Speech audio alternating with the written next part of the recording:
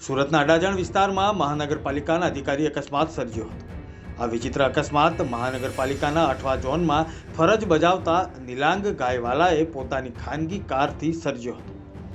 અધિકારી પાલિકાના 8મા ઝોનમાં આસિસ્ટન્ટ એન્જિનિયર તરીકે ફરજ બજાવે છે। આ અધિકારીએ દારૂના ચિક્કાર નશામાં અકસ્માત સર્જ્યો હોવાનું જાણવા મળી રહ્યું છે।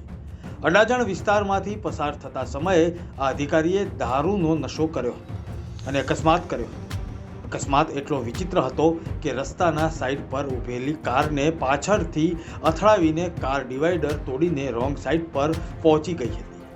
સદનસીબે આ ઘટનામાં જાનહાનિ ટળી હતી। ઘટના પછી મોટી સંખ્યામાં લોકોનું ટોળું એકત્ર થયું અને એસએમસી અધિકારીને પકડી પાડ્યો। પાલિકાના આ અધિકારીએ અકસ્માત કર્યો હોવાની જાણ અધિકારીઓના પરિવારજનને થતાં જ લોકોના ટોળા ત્યાં પહોંચ્યા હતા અને લોકોના ટોળામાંથી તેને ભગાવીને લઈ જવામાં પરિવારજનોને સફળતા મળી હતી। કારમાંથી પરિવારજનોએ એસએમસી લખેલું બોર્ડ પણ દૂર કર્યું। બનાવની જાણ થતાં જ અડાજણ પોલીસ ઘટના સ્થળે પહોંચી હતી।